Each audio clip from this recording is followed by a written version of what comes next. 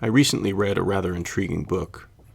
This book was called People of the Lie by Dr. M. Scott Peck.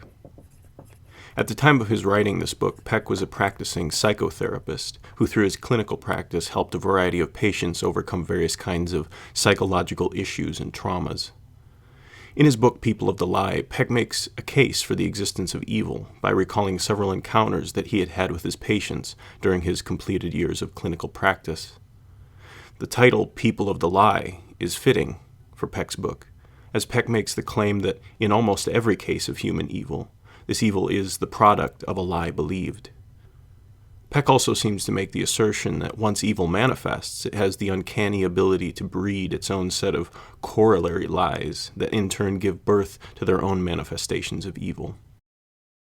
In his writings, Peck suggests that though not everyone is evil, one can cross the threshold from uprightness to evil very easily if he starts believing lies about himself or the world around him. Peck deems people who have crossed the threshold of evil people of the lie, as they have been corrupted by the believing of lies and have themselves become evil. Having this framework, Peck then suggests that the only way to heal human evil is to assist these people of the lie in perceiving and grabbing hold of truth.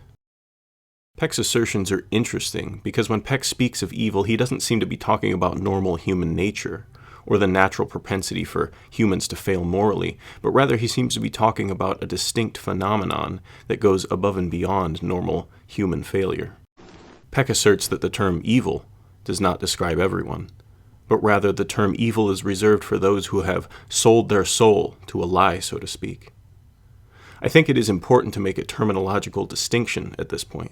It's important to make a distinction between the statement, not everyone is evil, and the statement, not everyone has the capacity for evil. I want to make this distinction because though Peck would argue that not everyone is evil, I do think that Peck would say that everyone does indeed have the potential or the capacity to become evil. This makes sense if we define evil as being the result or consequence of a lie believed. After all, everyone has the capacity to believe lies. That particular facet of Peck's work reminded me of Christopher Browning's book, Ordinary Men, Reserve Police Battalion 101, and the Final Solution in Poland.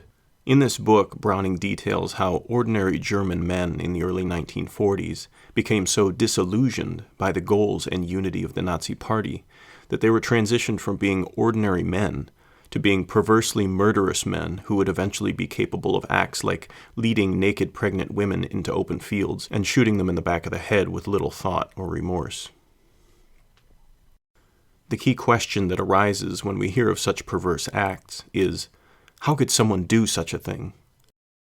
The answer, at least according to Peck, is that people like these ordinary men of Nazi Germany became the way that they were through believing an ever-thickening web of lies. Whatever the lies were, whether they were lies regarding the worth of human life, or lies about the importance of camaraderie over morality, the belief of these lies was the catalyst for these soldiers' tremendous descent into evil. I think Peck's assertions are given greater credibility when we consider even more examples of particularly evil people. Think of Eric Harris and Dylan Klebold, who perpetrated the infamous Columbine shooting in Colorado in 1999. In Eric and Dylan's case, the lie that they believed was that they were somehow in a position to become the ultimate judges of an unsatisfactory humanity and an unsatisfactory existence.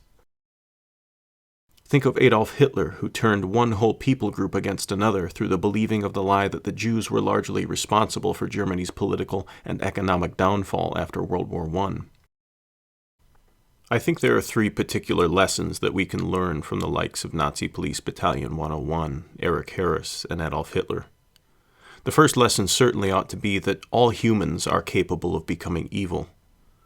Browning, in his book Ordinary Men, seems to come to the conclusion that depending on the circumstance, any one man could easily become either the victim or the perpetrator of heinous evil.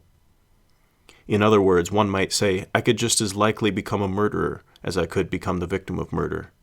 At the end of the day, both the murderer and the murdered were human. The second lesson flows from the first. If all humans are capable of evil, then how do we avoid this dark descent? One way of avoiding a descent into evil is to be cautious about what you believe.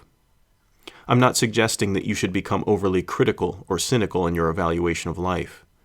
There is, after all, a world of lies and potential evil that can be brought into existence as a result of being excessively critical and cynical. What I am saying, however, is that you ought to think about what you believe. Strive to acquire a balanced view of things, and don't mindlessly accept whatever people tell you. Weigh the extremes as well as the middle ground of whatever issue is at hand. Beliefs and ideas have consequences that manifest in the form of real action, so test your beliefs carefully. The third lesson may not be as relevant to some people, but it is a lesson that I believe to be terribly important. The third lesson that we ought to take away from this discussion is that evil is real.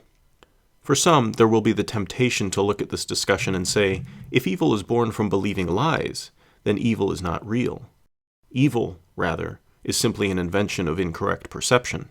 The problem with this train of thought is that it mistakenly equates falsehood with non-reality. Just because something is false or stems from falsehood does not mean that it does not have real consequences in the real world. Screaming fire in a crowded concert hall is going to have very real, tangible consequences, whether there is a real fire in the building or not. Evil, if you will, is the real consequence of misbelief. And if you are still unconvinced about the reality of evil, I would pose this question to you.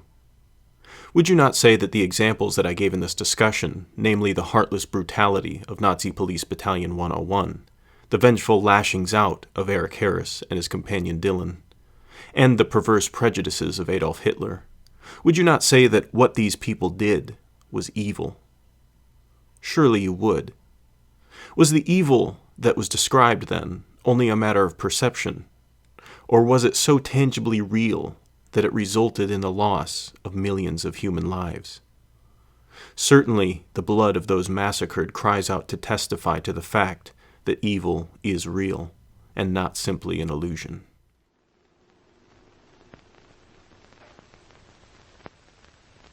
Indem ich euch überblicke, weiß ich, mein Lebenskampf ist nicht umsonst gekämpft.